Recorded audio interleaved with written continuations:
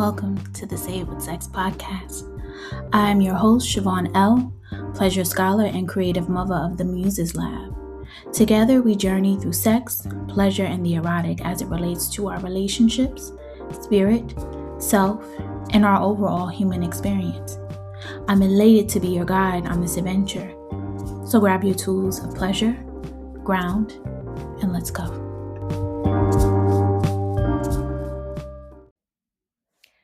Hello, and welcome to the Say It With Sex podcast.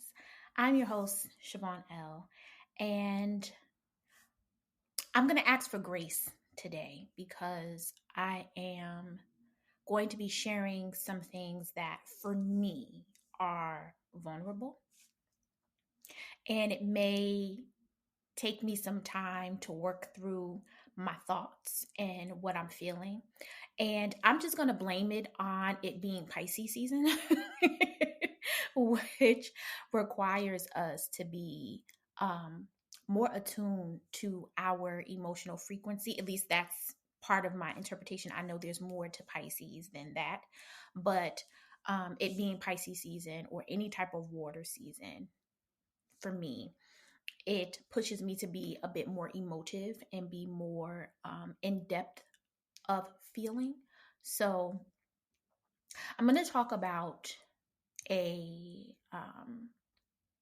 going to be interesting. Those of you who are going to watch this podcast are going to have one experience, and those of you who are listening to this podcast are going to have one experience. So this is recording, having like a visual recording and having an audio recording is an experience.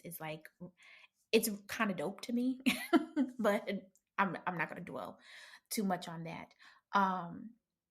Today, as I was getting myself ready for the day, really preparing to record this podcast, I started thinking about this guy that could have been my husband. And I don't have many men in my life that I could say that about, but this guy could have been my husband. And this is of no fault of his. I got to eat this one. I got to eat this one because it is, I don't want to call it a testament, but for the sake of not having a better word, it is a testament to not being or having confidence in yourself, being insecure in yourself, and not believing that someone can love you. Like, I just did not believe that someone of his stature, and then back then he was a very prominent figure. If he listens to anything if he listens to this podcast, or if someone is, I feel like someone who listens to this podcast is going to probably think that this is about him, and someone is going to share it and whatever, but I'm not going to say no names. But he was, at that time when we were younger, he was starting to build up his political career. And now he is a very well-known community politician. And I did not think that he was genuinely interested in me. And I didn't think that he was genuinely interested in me because most guys who acted as if they were interested in me just wanted to bend it back and bust it open, right? It was just sex, right? For a lot of my years, just growing up in high school, right? So we talk about the younger kids now, how they seem so sexually, just like overt sexual tension or whatever, right? It's just very sexual, right? But I'm an older millennial, and we were sexual back then. So the thing about it is that it's just more in your face now because we have social media and we have all these other different media tools that just make sex so in your face. It was still taboo when I was younger. It's not as taboo as it is now. So that's why it just seems like it's a lot. But really, like, we was moving like how these kids are moving back then when I was younger. So there's that. But high school, college, in my late 20s, early 30s, even parts of my 40s, motherfuckers just want pussy. Like that's they just want pussy. Like that's all it is. It's just sex, right? And because I had experienced men just wanting sex from me, and it wasn't like I was out here how people would expect, right? You all men just want sex from you because you got your titties out all the time or you got your ass hanging out. That's not true. Like up until I was maybe in like my mid 20s, close to like my 30s, I didn't want anything showing off the contour of my ass. I was very self-conscious about being busty. I've been busty since I was a young girl. I was wearing a 36C bra in eighth grade. So I have been busty all my life. And I was very self-conscious about that because older men would look at me as if I was of age and I wasn't. I was like 12, 13, you know, voluptuous and very busty. So it just made me self-conscious about my body. So experiencing that and trying to parse through, because you don't know when you're younger, you don't know when someone is genuinely interested, and you as an adult you can kind of figure that out because you know what the signs are. But as a kid, because you know teenagers, you're still a kid, you don't know that. So because I never figured out what it looked like for a guy to be genuinely interested in me, I missed out on a lot of opportunities because I just was self conscious, one, insecure, two, and really just was like not paying attention, maybe even a little bit obtuse. Like it wasn't clicking for me.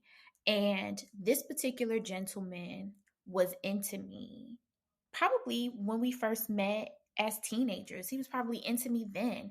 And I didn't expect someone like him because he's very good looking, very popular with the girls. And you know, popular guys always go for a specific type of aesthetic of young girl or young woman. And I didn't fit that mold. I was so nerdy. Not that I was never pretty. I have always had this face. So if you are watching this podcast, I have always had this face. I just matured into it. I started wearing a little makeup to enhance a bit, but I have always had this face. This face has always been in existence. It just has a little seasonness to it, right? So I've always had this face. I've never not been pretty, but I wasn't as stylish as the other girls. I wasn't as forward as other girls. Again, I was nerdy. So those things I felt like set me apart from guys that I had an interest in, had a liking to, had a physical attraction to, or that I wanted to get to know, or I wanted to befriend. And I just was awkward. Like I had social awkwardness. I may have come off extroverted, but really I was much of an introvert and I was very shy around people. I used my intellect and I used my dramaticism to create and shape a personality for myself. So a lot of people saw that mask, if you will, and thought that was me all the time. And it's totally not me. Like, I don't like being on all the time. I want to be off, really. And all of that, all that layering, all of that background shaped how I believed men, young boys then perceived me. So just never thought that he would be into someone like me. And fast forward into our mid 20s, I say maybe we was probably like 25, 26, something like that. My girl had birthday party at a very popular restaurant. I live in Jersey, so very popular restaurant in Jersey, and he showed up, and I didn't expect that because, you know, you don't realize the small degrees of separation um, amongst your friend group, how people just kind of know one another. You don't recognize how people intersect. And when he showed up, I was shocked. One, I hadn't seen him in a while, and two, I was like, oh, I didn't even know you was friend. Like we had mutuals, that many mutuals, right? We have mutuals, but I didn't know we had that many mutuals. And while he was there, he flirted with me the whole time. But when somebody is a natural flirt, you don't want to assume that the flirting is beyond that. You don't want to assume that the flirting is a romantic space, because until someone actually verbalizes their interest in you, you just don't want to make that assumption, because people could just be, that could just be who they are. They could be being nice to you. You just don't want to make those type of assumptions. But everyone noticed at the table, he would have like a slick comment to say to me, and I would just like brush it off, like, whatever, you just being yourself, whatever. Because I didn't think that he would be interested in me. I thought he would be interested in one of my other girls who was single at the time. So I'm not thinking this is his way of being forward, coming forward with me and expressing interest in me. I didn't pay attention to that. And we left the restaurant and we went and hung out at this club that was like super packed. And there was no seating. And back then, even now, like if I'm going to a club and we ain't got no seats, that doesn't work for me, because I'm not gonna be standing in these heels all day, and I'm not one of those people that numbs their feet to walk around in 5-inch heels all day. That's not my ministry. So we need a home base. And if we ain't got a home base, then I'm out, because I'm not standing in these shoes, because that's not why I bought them.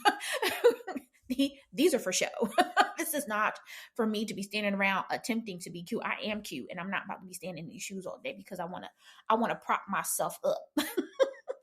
I want to prop myself up and have the energy magnetize itself to me. I don't want to be standing around scrunching my feet, trying to stretch it out in these shoes and trying to make myself comfortable. Absolutely not. Not my ministry. That's your ministry. Go ahead with it. Not mine.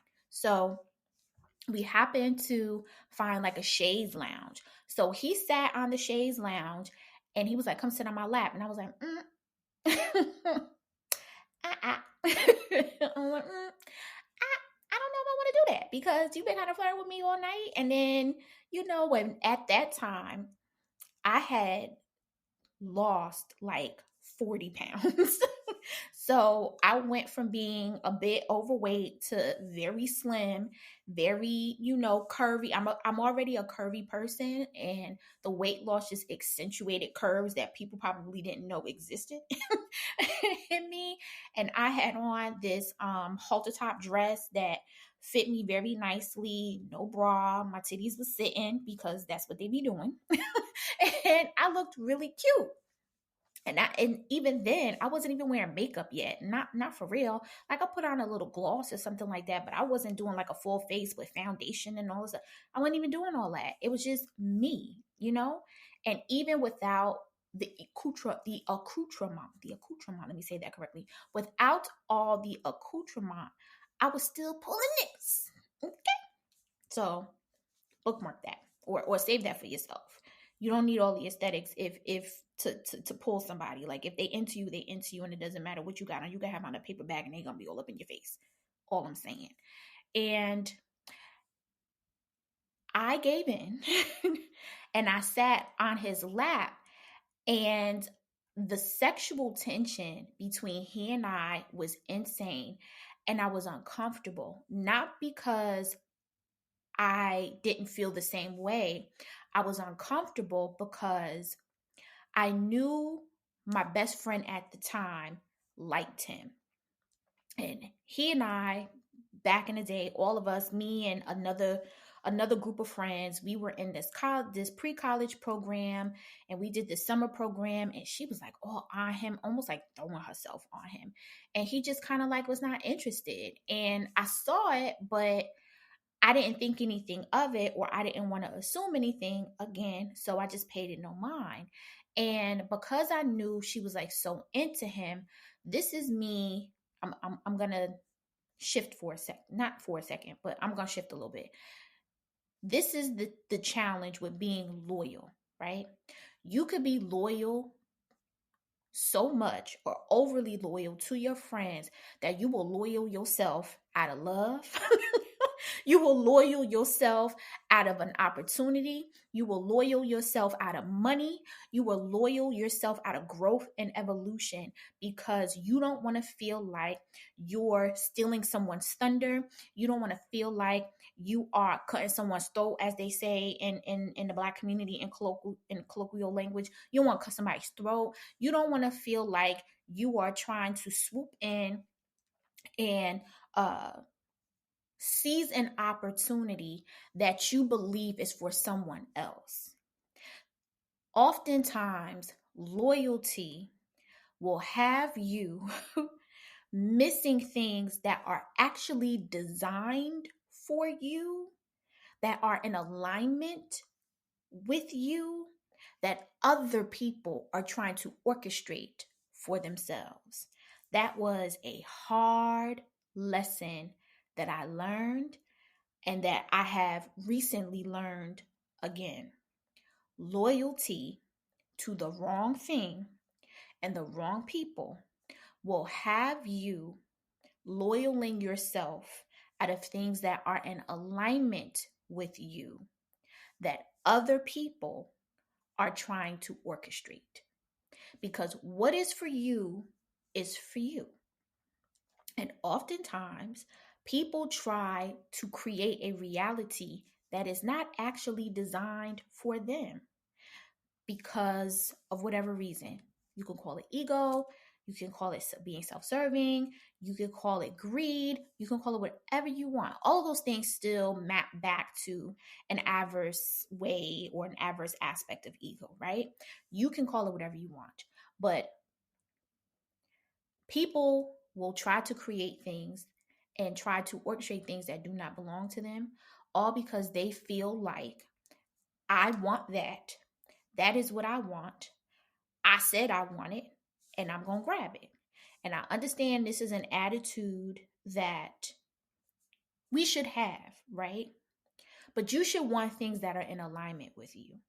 You should not want to orchestrate and try to shape and create and move puzzle pieces around for things that are in resistance to you. And that man was in resistance to her. He was not flowing with her. It was not harmonious. It was not an even, they were never on the same page. And it took me years to recognize what that looks like. And you don't know those things when you were younger. And it takes, things slipping out of your hands, realities that could have been yours not becoming yours. It takes a lot of missed things, missed opportunities. It takes all of that to recognize those lessons, right? Cool. I loyaled myself out of love.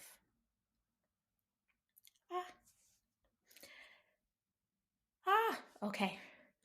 I loyaled myself out of love, and I had to eat that. I had to eat that because when you think about, and I'm talking about this particular person, but this is not the first time that I did that. And it wasn't the last time I did it either. When you think about the amount of times that people, whoever you have an attraction to, but when people are really into you and are really going out of their way to express how much they want to be a part of your life, and your loyalty to someone, to a thought, to an idea, to an entity, whatever it is, that loyalty causes you to dismiss that. And then you see them go off and be happy with somebody else, and you be like, damn, maybe I should have gave that an opportunity. That shit hurts. And you have to take accountability for your lack, because a lacking mindset can cause you to be loyal to things that are not reciprocally loyal to you. And my former best friend, she was never loyal to me. After that night for my girl's birthday, I agreed to at least giving him a chance. We exchanged phone numbers. He tried to kiss me in the mouth, and I was like, oh. And it's not that I didn't want to. I did. But I didn't want to seem as if I was being unloyal. If y'all listening, if y'all paying attention, there's multiple lessons here. I didn't want to seem like I was being disloyal to somebody who I thought was loyal to me. And a couple days passed. He calls me And he's like, just let me take you out.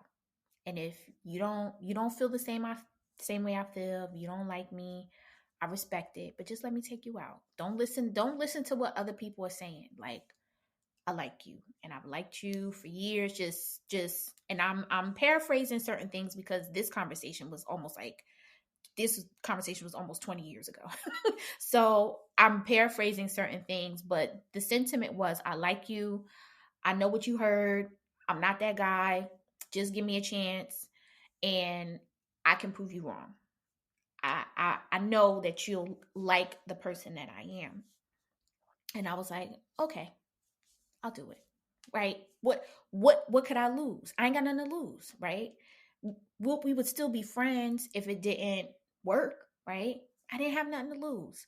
And back then, we were using landline. I didn't really have a cell phone like that. Or did I? I had a cell phone, but we wasn't really using cell phones like that. People were still calling each other on their landline phones. And you have three-way calling. So beep beep, call comes in, click over. Who is it? Ironically, and this is really before I sank my teeth into Ifa and sank my teeth into my intuitive knowing. I have been a practitioner of Ifa since I was like 9. I have, whether I haven't been in an Aberisha since then, but I have been in the structure of Ifa and the spirits of Ifa. I have been there in the system of Ifa for decades. And I didn't become completely immersed into this religion until I was like almost 30. So I still wasn't connected to my intuitive knowing. Me now, had this situation happen with the awakened version of myself now, I would have saw that as a sign. And the conversation that I had when I clicked over, the conversation that I had with my former best friend would have prompted me to be like, why is she saying that? Let me go find this out for myself. Wisdom, right? Wisdom, experiences, hard lessons learned teaches me now, has taught me now not to take what everybody says about not to take what somebody says about somebody by face value and to find out for myself.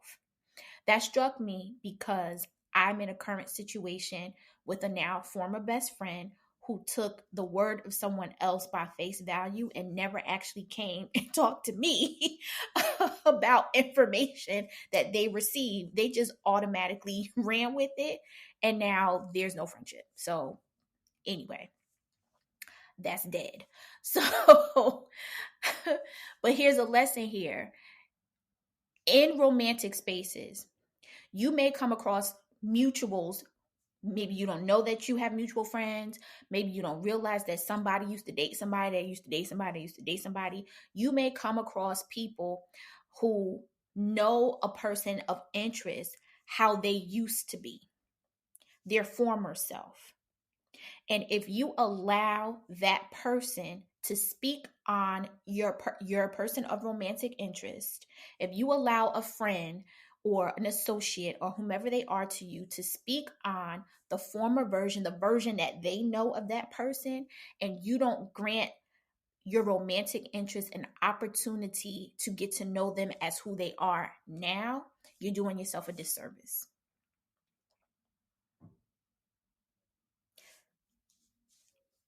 Let that sit. You are doing yourself a disservice to not allow an opportunity of the person that you have a romantic interest in, that time for you to get to know them, who they are now. Not how someone knew them back then, 10 years ago, 5 seconds ago, 5 minutes ago, 5 years ago. We are evolving beings. If people are doing the work the way that they say that they are doing the work, we are evolving beings. You are not the same person that you were 60 seconds ago. You've received new information. You've retained new information. You've absorbed new information. That shit is processing currently. You are not the same person. We are constantly evolving. So if you allow someone to paint a picture of another person based on their experience, you are not granting yourself the opportunity to experience that person for yourself. This is not necessarily benefit of the doubt. This is you not always taking what someone says at face value and allowing that person to show them who they are, show you who they are. You want them to show you who you are so you can make an assessment based on your experience. I did not grant this gentleman an opportunity for him to show me who he is. My former best friend in that conversation said, "Oh, I seen him last week and he was trying to fuck." And I'm like, "No, he really likes me. Like, he was flirting with me. Oh, he flirts with everybody. He's always flirting with everybody. And when I saw him, he was flirting with me then. Don't take that by face value. Don't take that for what it is. He flirts with everybody." You can't even imagine how crushed I felt. Because now I'm looking at him like he just like all these other niggas out here that just be flirting with everybody, playing in my face, just want sex.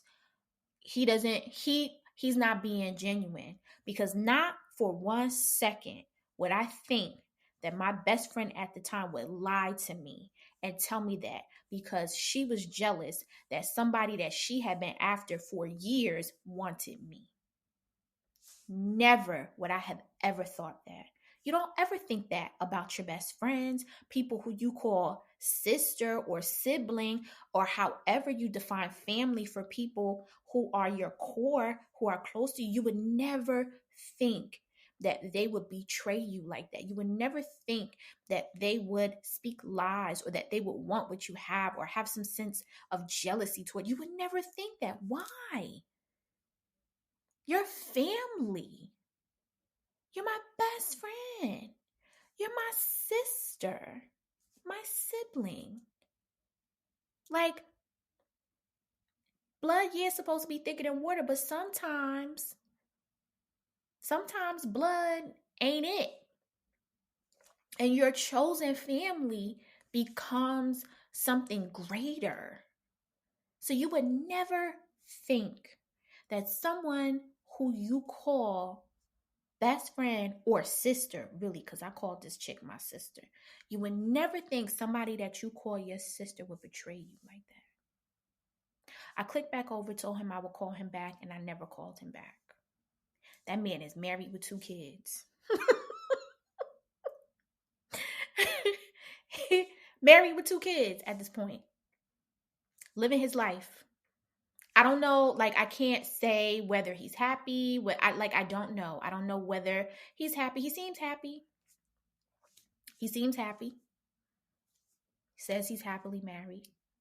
I don't know if he thinks about me or wonders why I did not give him the opportunity to show me who he is. I don't know if he wonders what could have been. I just know that reality was in my face, and I allowed someone to alter a potential reality that I could have had because I was insecure and because I didn't believe that somebody could love me as myself. Mm.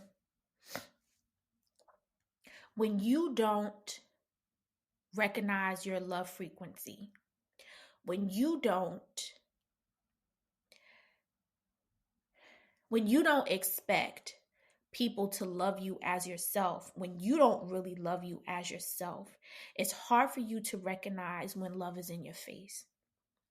We talk about embodying love and being love and showing love. Love is an action verb. Love is a being verb. Love is a verb, right? But love is also a noun. You can exist in love. You can become love. Love takes on many shapes and forms.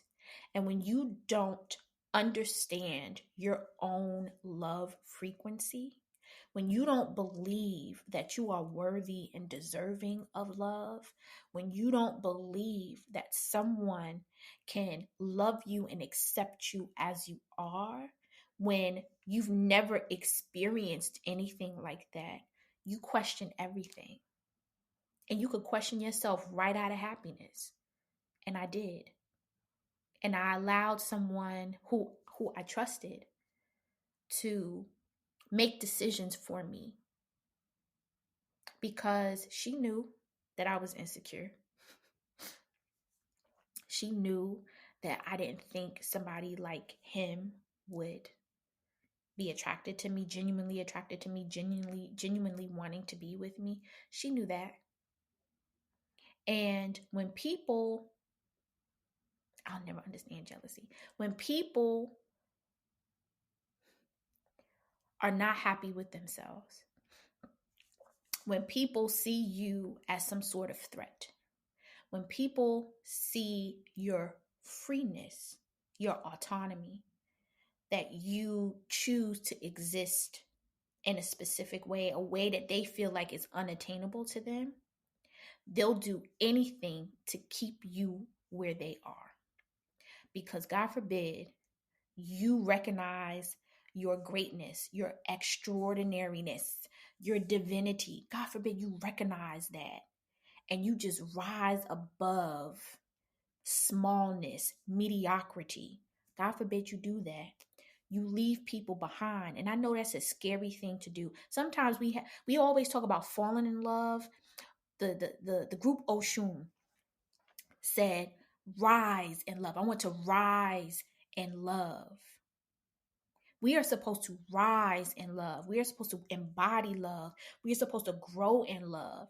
And when you don't recognize your frequency, you miss the opportunity to do that. You're falling into things. You're trying to catch up to love. Love seems as if it is on this path, like it's this distant thing that you just can't seem to grasp or come through because you're too busy trying to fall and chase it. Love is energy. Love is a currency. You don't chase love, you magnetize it. I didn't know that then. And because I didn't know that, love escaped me. So many times, love was in my face, staring at me, calling to me, wanting to be in communion with me, wanting to share space with me. And because I couldn't recognize it, within myself, it left in that form.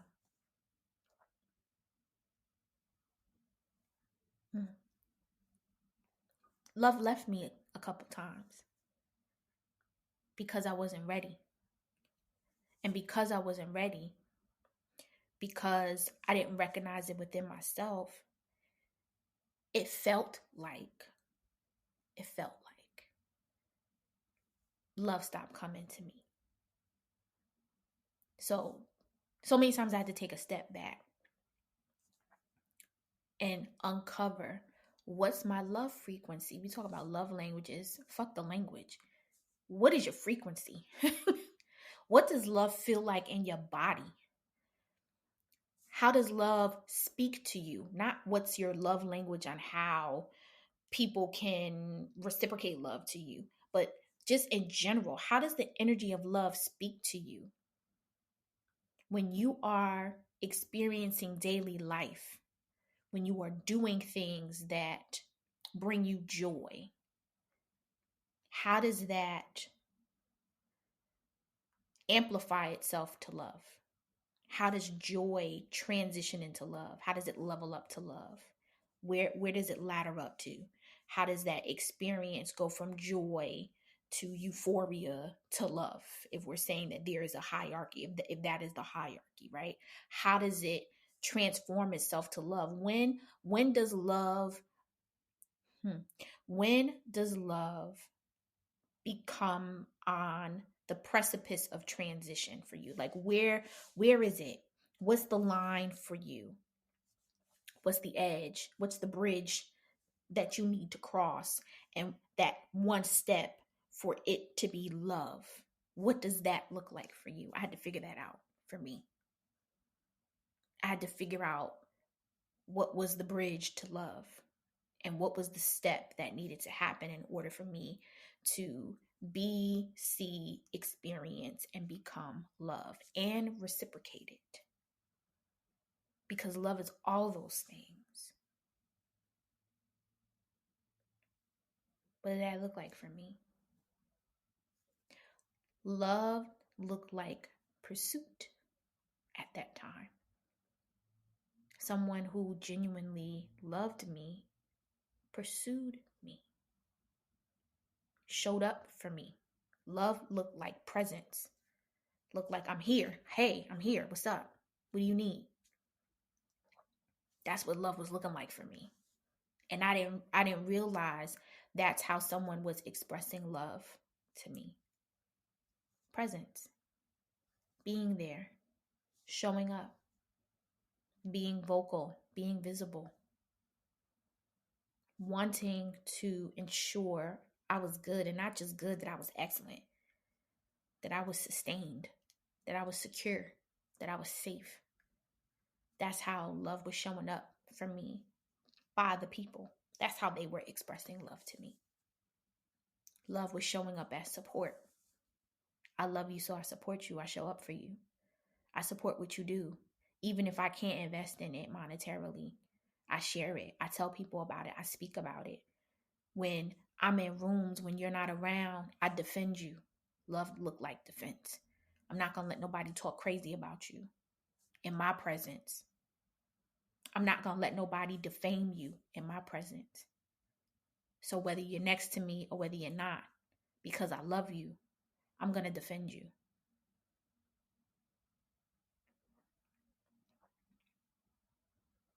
Love look like a listening ear. I may not know what you're speaking about. I may not know the details, but I'm here. And if I have something to contribute to the conversation that can help you, I'll provide it.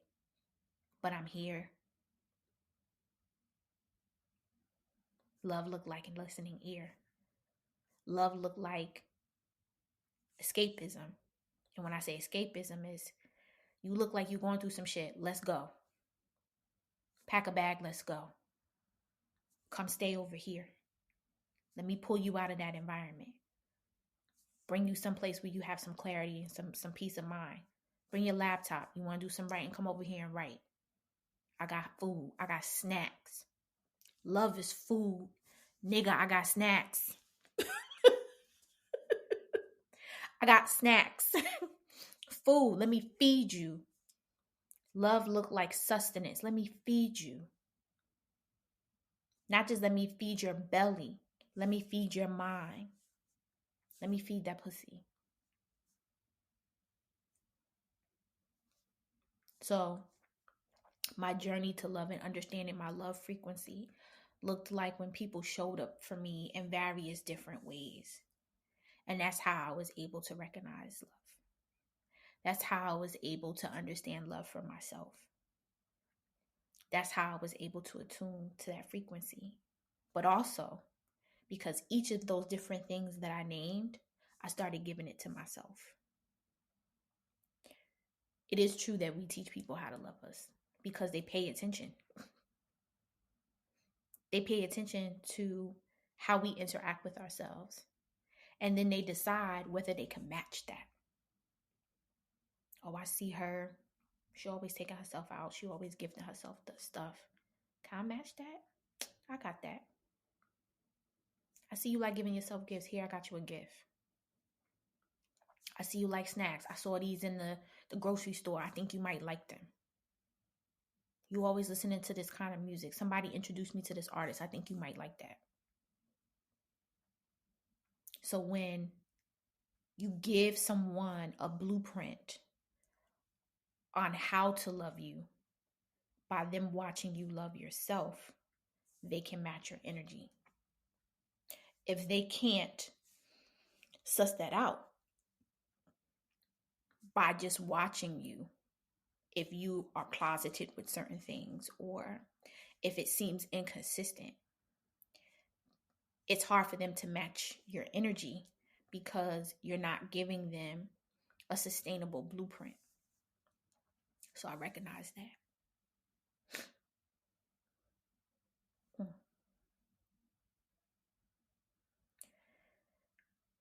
I often wonder where my life would be if I had clicked back over that day on that phone call and said, so where we going? Why not? There was another time where he and I circled back, but at that time I thought he was already married. I didn't know that he wasn't married at the time. And if I had recognized that he wasn't married, and if I didn't have the stain of other people's perception of him about always being a flirt, always talking to every woman, if I didn't have that stain of perception clouding my view of him, I may have had a second chance. And I fucked that up because, insecure, not paying attention, not believing someone like him, the archetype of him, would be into me. It says a lot about being secure within yourself,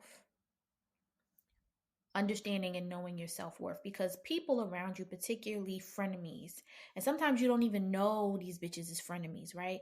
They get past your walls of security and they find some way to connect with you, and you don't know that these bitches is really just not your friend. You don't know.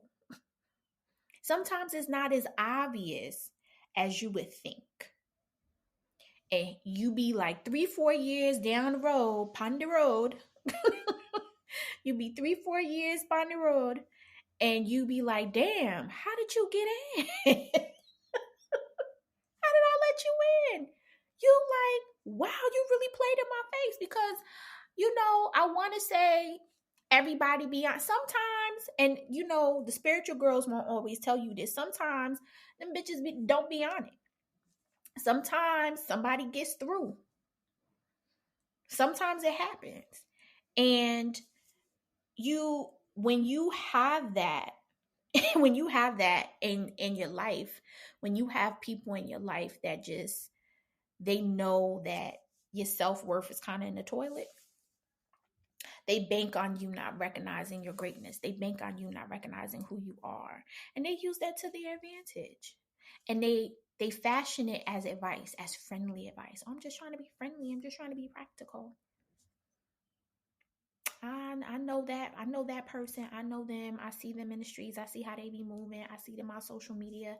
I don't think that person's good for you. I don't think blah, blah, blah. Haters. They don't know your comfort. Not for real. Because they don't never give you a good enough reason why you shouldn't. It's very surface. It's the same conversation that you hear everybody else talking about, but it don't be points. It don't really be receipts. It just be very surface level. That's why it's so important to know things for yourself. The Christians say you got to know the Lord for yourself, right? Apply. You have to know people for yourself. You have to experience things for yourself. Because again, if you don't allow yourself to experience certain things, you'll go by what somebody else says, and you might miss an opportunity. You might miss out on love. Miss out on an experience that's for you.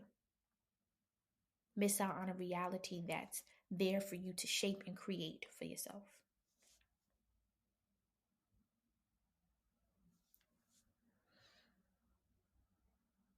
I'm going to stop right here, because I could talk about this situation for hours, for days. There's so many lessons that I learned with him. With him in particular, and with other persons, places, and things that I squandered trying to be loyal. Again, not knowing my self-worth, being insecure, not believing certain things and certain opportunities that I was worthy of, not understanding my love frequency, and how love was trying to communicate with me, how love wanted to co-create this experience with me. I know now. Sometimes I fall short because I'm human. I'm a human in a human experience, despite how divine I may be. I am still a human living in a human experience. And oftentimes, it don't click for me. And I have learned to accept that even when it doesn't click for me, there's an opportunity for me to find a way for it to click. But yeah. I feel like this is such a diary post. This was like Dear Diary. Like, if I knew how to add the Moesha background, a Dear Diary. I fucked up on love in my early 20s. And that shit has affected me now. And now that I'm in my early 40s, I get it. I get it. And whoever is listening to this podcast, I hope my transparency and my vulnerability helps you. I hope that you do not make the same mistakes that I made. This is definitely a point for the hot boys. I squandered that one. And like I said, I got to eat that. And I'm hopeful that love will circle back to me now that I'm developing a better relationship with love. But sometimes you end up just watching people live their lives from afar. And you just got to be like, bless up. Glad you're living your life. Happy for you. And just move on. So, thank you for tuning into the Say It With Sex podcast. And until we meet again.